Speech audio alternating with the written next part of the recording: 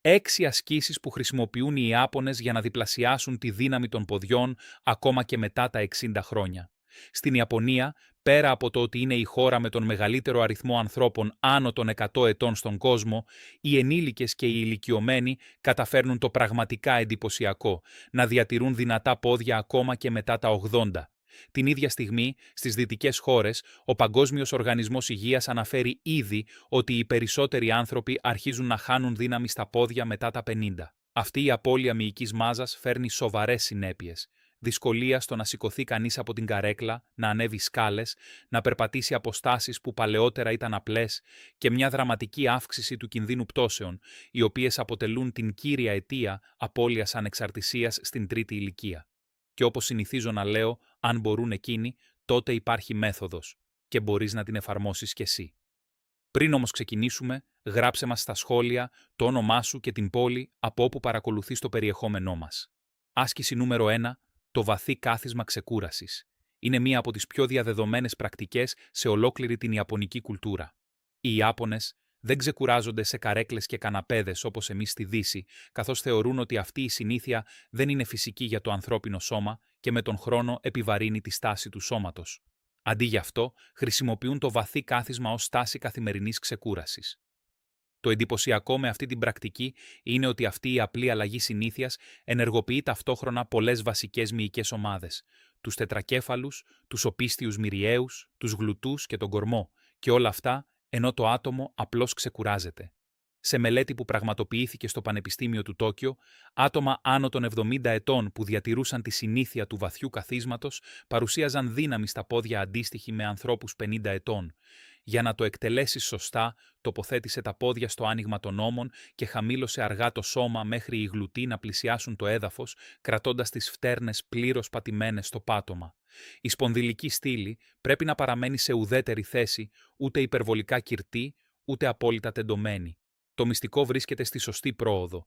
Για αρχάριους, ειδικά μετά τα 60, ξεκίνα κρατώντας ένα σταθερό έπιπλο για στήριξη για μόλις 20 δευτερόλεπτα. Σταδιακά αύξησε τον χρόνο μέχρι να μπορείς να διατηρείς τη θέση για 2 έως 3 λεπτά χωρίς στήριξη. Θα καταλάβεις ότι το κάνεις σωστά όταν νιώθεις τους μυς των ποδιών να δουλεύουν αλλά χωρίς πόνο στις αρθρώσεις. Αυτή η άσκηση δεν αφορά μόνο τη μυϊκή δύναμη, βελτιώνει την κυκλοφορία του αίματος στα πόδια, διευκολύνει τη διαδικασία της πέψης και καλλιεργεί την πνευματική αυτοκυριαρχία ώστε να αντέχει κανείς την αρχική δυσφορία της στάσης. Ένα συνηθισμένο λάθος είναι να σηκώνετε τις φτέρνες για να κάνετε τη θέση πιο εύκολη. Αυτό ακυρώνει μεγάλο μέρος των ωφελιών και μεταφέρει αχρίαστη πίεση στα γόνατα. Ένα ακόμη συχνό λάθος είναι η υπερβολική καμπύλωση της πλάτης, κάτι που μπορεί να προκαλέσει ενοχλήσεις στη μέση. Κρατήστε τον κορμό ελαφρώς ενεργοποιημένο ώστε να προστατεύετε τη σπονδυλική στήλη. Για ενήλικες άνω των 60 ετών, προτείνω να εξασκείτε αυτή την άσκηση 3 έως 5 φορές την ημέρα, αυξάνοντας σταδιακά τον χρόνο ανάλογα με τις δυνατότητές σας. Μέσα σε λίγες μόλις εβδομάδες θα παρατηρήσετε μεγαλύτερη ευκολία στο να σηκώνεστε από την καρέκλα και αυξημένη αντοχή στα πόδια σας κατά τη διάρκεια των καθημερινών δραστηριοτήτων. Νούμερο 2. Ισορροπία στο ένα πόδι. Αυτή η φαινομενικά απλή άσκηση αποτελεί έναν από τους βασικούς πυλώνες της ιαπωνικής μακροζωίας σε ό,τι αφορά την κινητικότητα και την ανεξαρτησία στην τρίτη ηλικία. Το να στέκεστε σε ένα μόνο πόδι ενεργοποιεί έντονα τους σταθεροποιητικούς μύες του αστραγάλου, του γονάτου, του ισχύου και του κορμού. Ακριβώς αυτούς τους μύες που χρειάζονται για την πρόληψη των πτώσεων. Η ομορφιά αυτής της άσκησης βρίσκεται στην ικανότητά της να ενδυναμώνει μύες που συνήθως δεν δουλεύουμε με τις συμβατικές ασκήσεις. Οι Ιάπωνες ενσωματώνουν αυτή την πρακτική σε καθημερινές στιγμές, όπως όταν βουρτσίζουν τα δόντια τους ή περιμένουν το ασανσέρ. Ένα εντυπωσιακό στοιχείο, μια διαχρονική μελέτη που πραγματοποιήθηκε σε ηλικιωμένους Ιάπωνες για διάστημα 10 ετών, αποκάλυψε ότι όσοι εξασκούσαν καθημερινά την ισορροπία στο ένα πόδι, μείωσαν τον κίνδυνο κατάγματος ισχύου κατά 60% και τη συχνότητα πτώσεων κατά 40%. Ακόμα πιο εντυπωσιακό είναι ότι το 80% ανέφερε σημαντική αύξηση της αυτοπεποίθησης στην εκτέλεση καθημερινών δραστηριοτήτων. Για να το εκτελέσετε σωστά, ξεκινήστε όρθιοι κοντά σε έναν τοίχο ή ένα έπιπλο που μπορείτε να χρησιμοποιήσετε ως στήριξη αν χρειαστεί. Μεταφέρετε το βάρος του σώματος στο ένα πόδι και σηκώστε ελαφρώς το άλλο από το έδαφος. Δεν χρειάζεται να το σηκώσετε πολύ, αρκεί να μην ακουμπά στο πάτωμα. Η ενεργοποίηση των μειών γίνεται κυρίως στους σταθεροποιητές, μικρούς αλλά καθοριστικούς μύες που συχνά παραμελούνται στη συμβατική προπόνηση. Αυτοί οι μύες είναι οι πρώτοι που ατροφούν με την ηλικία, αν δεν διεγείρονται τακτικά. Για αρχάριους άνω των 60 ετών, ξεκινήστε διατηρώντας τη θέση για 10 έως 15 δευτερόλεπτα με στήριξη και εκτελέστε 3 επαναλήψεις εναλλάσσοντας τα πόδια. Σταδιακά, αυξήστε τον χρόνο έως και 60 δευτερόλεπτα χωρίς στήριξη. Αυτό που πολλοί δεν γνωρίζουν είναι ότι αυτή η άσκηση εκπαιδεύει επίσης τα αντανακλαστικά σας και δημιουργεί νέες νευρικές οδούς που βοηθούν το σώμα να αντιδρά πιο γρήγορα όταν σκοντάψετε. Ένα λάθος που βλέπω συχνά είναι να σηκώνετε το πόδι πολύ ψηλά, κάτι που μετατοπίζει το ισχύο και αυξάνει άσκοπα τη δυσκολία. Ένα ακόμη συχνό λάθος είναι η ένταση στους ώμους κατά τη διάρκεια της άσκησης. Κρατήστε τους χαλαρούς ώστε να εστιάζετε τη δουλειά στα πόδια. Θυμηθείτε ότι αν κρατάτε το βλέμμα σας σταθερό σε ένα σημείο μπροστά σας και τον κορμό ελαφρώς συσπασμένο, θα σας διευκολύνει στη διατήρηση της ισορροπίας. Η καθημερινή εξάσκηση για μόλις 5 λεπτά μπορεί ήδη να φέρει σημαντικά ωφέλη στη δύναμη και τη σταθερότητα των ποδιών. Νούμερο 3. Στάση του αλόγου. Αυτή η αρχαία άσκηση, γνωστή στην ιαπωνική κουλτούρα ως κιμπαντάτσι, αποτελεί θεμελιώδες μέρος της εκπαίδευσης στις πολεμικές τέχνες και έχει προσαρμοστεί ως άσκηση ενδυνάμωσης για ανθρώπους κάθε ηλικίας. Η στάση του αλόγου είναι ιδιαίτερα αποτελεσματική για ενήλικες άνω των 50 ετών λόγω της ισομετρικής της φύσης, η οποία ενδυναμώνει χωρίς να επιβαρύνει τις αρθρώσεις. Η θέση αυτή ενεργοποιεί έντονα τους μύες των μυρών, των ισχύων και του κορμού, δημιουργώντας μια σταθερή βάση που στηρίζει ολόκληρη τη δομή του σώματος. Οι Ιάπωνες εκτιμούν αυτή τη στάση γιατί συμβολίζει τη σταθερότητα και τη ριζωμένη δύναμη, έννοιες βαθιά ριζωμένες στον πολιτισμό τους. Για άτομα άνω των 50, τα ωφέλη είναι πολλαπλά. Ενδυνάμωση των προσαγωγών, των τετρακεφάλων, των γλουτών και των σταθεροποιητών του κορμού. Μια μελέτη που δημοσιεύτηκε στο Journal of Physical Therapy Science έδειξε ότι οι ηλικιωμένοι που εξασκούνταν τακτικά σε αυτή τη στάση παρουσίασαν αύξηση 24% στη δύναμη των ποδιών μέσα σε μόλις 12 εβδομάδες. Για να εκτελέσετε σωστά τη στάση του αλόγου, τοποθετηθείτε με τα πόδια αρκετά ανοιχτά, περίπου 1,5 φορά το άνοιγμα των ώμων. Λυγίστε ελαφρώς τα γόνατα, χαμηλώνοντας το σώμα σαν να κάθεστε σε μια αόρατη καρέκλα. Τα πέλματα πρέπει να είναι παράλληλα ή ελαφρώς στραμμένα προς τα έξω. Η σπονδυλική στήλη παραμένει ίσια και η κοιλιά ελαφρώς σφιγμένη. Το μυστικό βρίσκεται στην ίση κατανομή του βάρους ανάμεσα στα δύο πόδια και στη συνεχή ενεργοποίηση των μειών. Θα πρέπει να αισθάνεστε τους μύες των μυρών να δουλεύουν αδιάκοπα για να διατηρήσετε τη θέση. Για αρχάριους άνω των 60 ετών, προτείνω να ξεκινήσετε κρατώντας τη στάση για 10 έως 15 δευτερόλεπτα, εκτελώντας 3 σειρές καθημερινά. Ένα συνηθισμένο λάθος είναι να προβάλλονται τα γόνατα πέρα από τη γραμμή των δακτύλων, κάτι που ασκεί υπερβολική πίεση στις αρθρώσεις. Ένα ακόμη συχνό λάθος είναι να μένει η λεκάνη πολύ ψηλά, μειώνοντας έτσι την αποτελεσματικότητα της άσκησης. Η σωστή θέση πρέπει να δημιουργεί μια αίσθηση ήπιου καψίματος στους μυρούς, αλλά χωρίς πόνο στις αρθρώσεις. Καθώς αναπτύσσετε δύναμη, αυξήστε σταδιακά τον χρόνο παραμονής στη στάση μέχρι να φτάσετε τα 60 έως 90 συνεχόμενα δευτερόλεπτα. Για να αυξήσετε την πρόκληση, μπορείτε να προσθέσετε μικρές κινήσεις, όπως να σηκώνετε αργά τις φτέρνες ή να κάνετε μικρές παλμικές κινήσεις πάνω κάτω. Η άσκηση αυτή αντενδείκνυται για άτομα με οξέα προβλήματα στα γόνατα. Ωστόσο, για τους περισσότερους ενήλικες άνω των 50 ετών, αποτελεί έναν ασφαλή και αποτελεσματικό τρόπο ενδυνάμωσης των ποδιών χωρίς την επιβάρυνση ασκήσεων όπως το τρέξιμο ή τα άλματα. Πριν συνεχίσουμε, μην ξεχάσετε να εγγραφείτε στο κανάλι. Η συνεχής πρόσβαση σε πληροφορίες βασισμένες στην επιστήμη είναι αυτό που θα σας βοηθήσει να προοδεύσετε με μακροπρόθεσμη υγεία στον κόσμο της σωματικής άσκησης. Νούμερο 4. Σάμπα. Αυτή η αργή και διαλογιστική τεχνική βάδισης είναι ένα από τα λιγότερο γνωστά μυστικά της ιαπωνικής μακροζωίας, γνωστή ως σάμπα. Εστιάζει στην απόλυτη επίγνωση κάθε βήματος, δίνοντας προσοχή στη σειρά, φτέρνα, μεσαίο μέρος του πέλματος και δάχτυλα. Αυτό που κάνει αυτή την άσκηση ιδιαίτερα πολύτιμη είναι η διπλή της φύση, καθώς ενδυναμώνει ταυτόχρονα σωματικά και πνευματικά. Οι Ιάπωνες συχνά εξασκούν το SA σε κήπους Zen ή σε πάρκα ως μια μορφή ενεργητικού διαλογισμού. Μελέτες που πραγματοποιήθηκαν σε Ιάπωνες άνω των 65 ετών έδειξαν εντυπωσιακά αποτελέσματα. 50% βελτίωση στην κυκλοφορία του αίματος στα άκρα, 4/10% μείωση των πτώσεων και 50% αύξηση στη δυναμική ισορροπία μέσα σε μόλις 3 μήνες τακτικής πρακτικής. Για να την εκτελέσετε σωστά, βρείτε έναν χώρο όπου μπορείτε να περπατήσετε αργά χωρίς εμπόδια.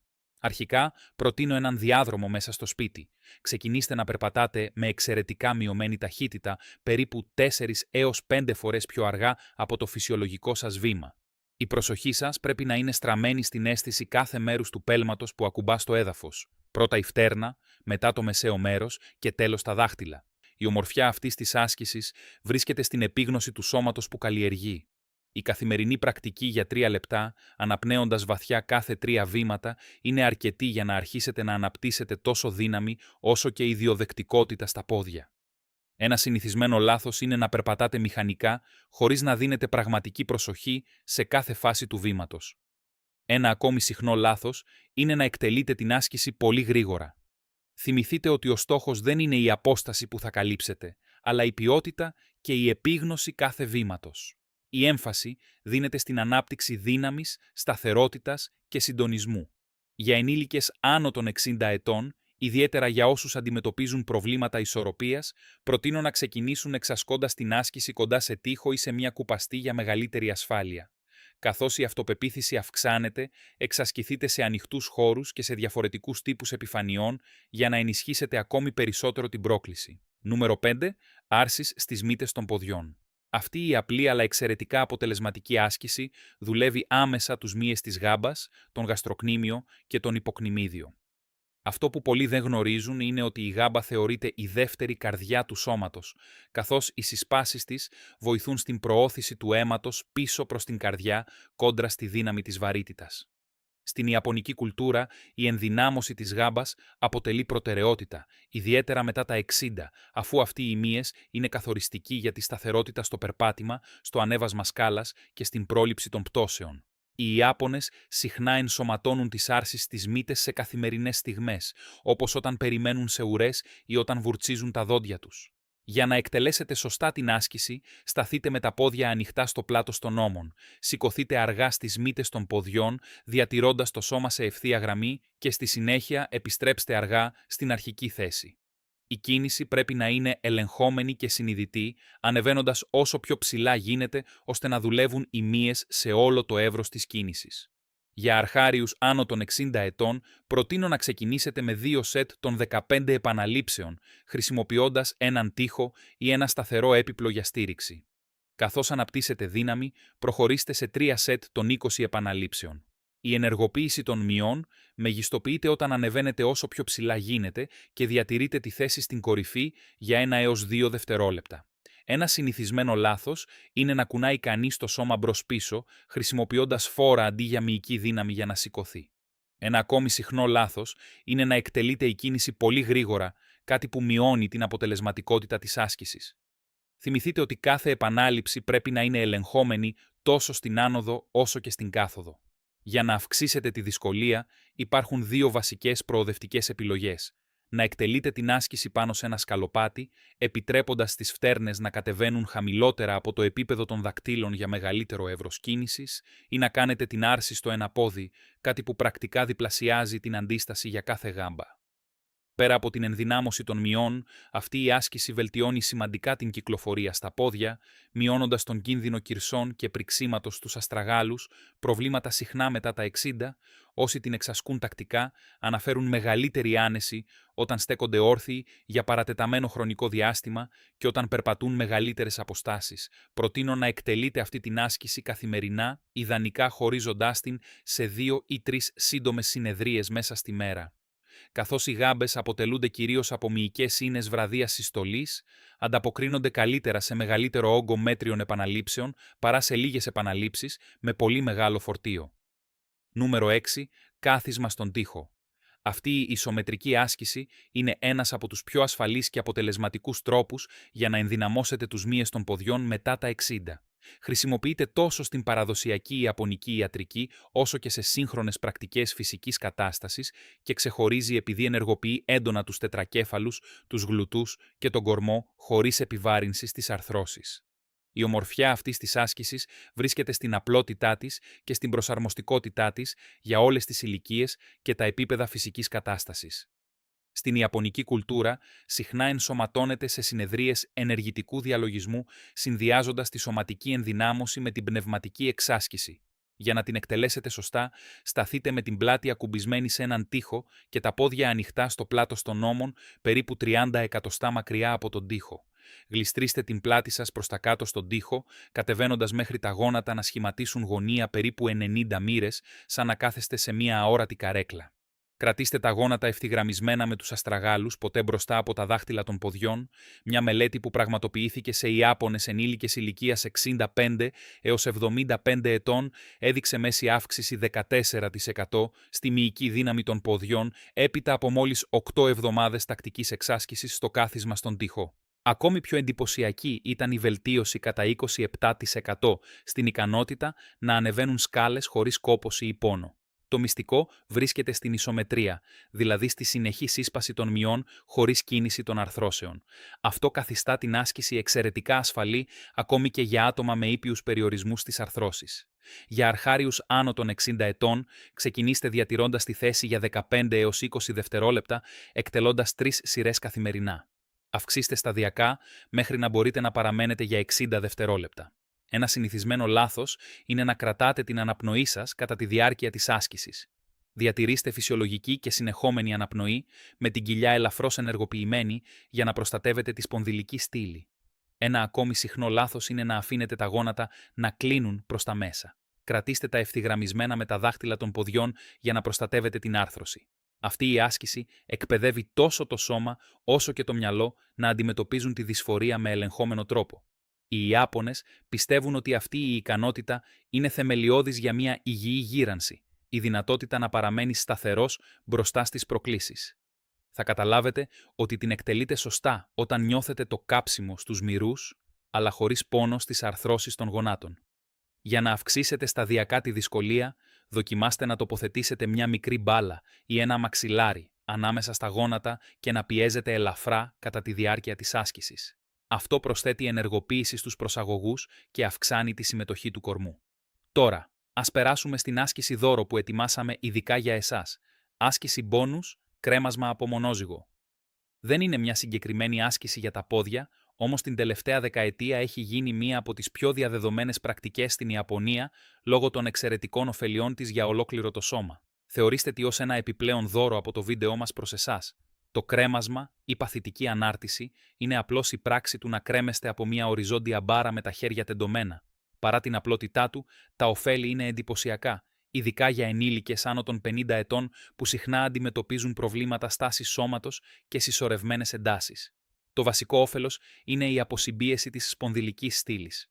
Όταν κρεμόμαστε, με τη βοήθεια της βαρύτητας, οι μεσοσπονδύλιοι δίσκοι έχουν την ευκαιρία να ενυδατωθούν και να επεκταθούν, ανακουφίζοντας την πίεση που έχει συσσωρευτεί από τις πολλές ώρες καθιστής ή όρθιας στάσης. Όσοι το εφαρμόζουν συστηματικά αναφέρουν σημαντική μείωση στον χρόνιο πόνο της μέσης μετά την ενσωμάτωση αυτής της άσκησης. Η αύξηση της δύναμης λαβής είναι ένα ακόμη καθοριστικό όφελος. Μετά τα 60, η δύναμη της λαβής μειώνεται φυσιολογικά, επηρεάζοντας την ικανότητά μας να εκτελούμε καθημερινές δραστηριότητες, όπως να ανοίγουμε βάζα ή να κρατάμε αντικείμενα με σταθερότητα. Μελέτες δείχνουν ισχυρή συσχέτιση ανάμεσα στην καλή δύναμη λαβής και τη μακροζωία. Το κρέμασμα ενεργοποιεί άμεσα όλους τους μύες του αντιβραχίου που είναι υπεύθυνοι για αυτή τη λειτουργία. Η βελτίωση της κινητικότητας των ώμων είναι ίσως το πιο εμφανές όφελος για τους μεγαλύτερους ενήλικες.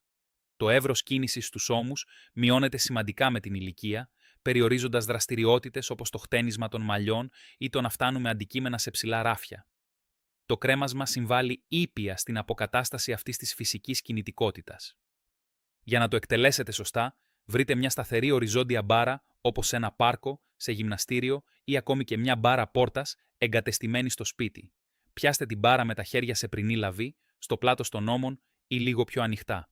Χαλαρώστε πλήρως τους ώμους, αφήνοντας το σώμα σας να κρέμεται εντελώς ελεύθερο. Η ομορφιά αυτής της άσκησης βρίσκεται στην παθητική της φύση. Δεν χρειάζεται να κάνετε τίποτα άλλο πέρα από το να κρέμεστε και να αναπνέετε ήρεμα. Για αρχάριους άνω των 60 ετών, ξεκινήστε με μόλις 5 έως 10 δευτερόλεπτα, εκτελώντας 5 σετ με επαρκή ξεκούραση ανάμεσά τους. Αυξήστε σταδιακά τον χρόνο σύμφωνα με τις δυνατότητές σας. Ένα συνηθισμένο λάθος είναι να κρατάτε τους ώμους σφιγμένους ή ανασηκωμένους κατά τη διάρκεια της άσκησης. Ο στόχος είναι ακριβώς το αντίθετο. Να επιτρέψετε στο βάρος του σώματος να επιμικρύνει φυσικά τους ώμους, τα χέρια και τη σπονδυλική στήλη. Ένα ακόμη συχνό λάθος είναι να κρατάτε την αναπνοή σας. Διατηρήστε βαθιά και σταθερή αναπνοή για να μεγιστοποιήσετε τη μυϊκή χαλάρωση. Η άσκηση αυτή αντενδείκνυται για άτομα με οξύους τραυματισμούς στους ώμους, σοβαρή τενοντίτιδα ή σοβαρά προβλήματα στη σπονδυλική στήλη. Για όλους τους υπόλοιπους, αποτελεί έναν απλό και αποτελεσματικό τρόπο ενίσχυσης της υγείας των αρθρώσεων και ανακούφισης από τις καθημερινές εντάσεις. Οι Ιάπωνες συνήθως εξασκούν το κρέμασμα το πρωί ως έναν τρόπο επαναφοράς της στάσης σώματος για την υπόλοιπη ημέρα. Προτείνω να το κάνετε καθημερινά 5 σετ για όσο μπορείτε να κρατηθείτε άνετα. Ακόμη και αν ξεκινήσετε με μόλις 5 δευτερόλεπτα, θα παρατηρήσετε εντυπωσιακά γρήγορη πρόοδο. Πέρα από τα σωματικά ωφέλη, την ικανότητα να παραμένετε ήρεμοι και συγκεντρωμένοι μέσα σε μια προσωρινή δυσφορία. Αυτή η ποιότητα, ιδιαίτερα σημαντική στην ιαπωνική φιλοσοφία, μεταφράζεται άμεσα σε καλύτερη διαχείριση των καθημερινών προκλήσεων της ζωής. Αν σας άρεσε και θέλετε να ανακαλύψετε 6 ισομετρικές στάσεις που εφαρμόζονται αποκλειστικά από τους Ιάπωνες για να ενδυναμώσουν ακόμη και τις βαθύτερες μυϊκές ίνες του ανθρώπινου σώματος, έχουμε αφήσει ένα βίντεο που εμφανίζεται αυτή τη στιγμή στην οθόνη, όπου παρουσιάζουμε αναλυτικά καθεμία από αυτές και πώς να τις εκτελείτε σωστά. Μην το χάσετε. Σας ευχαριστώ που παρακολουθήσατε μέχρι το τέλος και ο Θεός να σας ευλογεί, φίλε μου.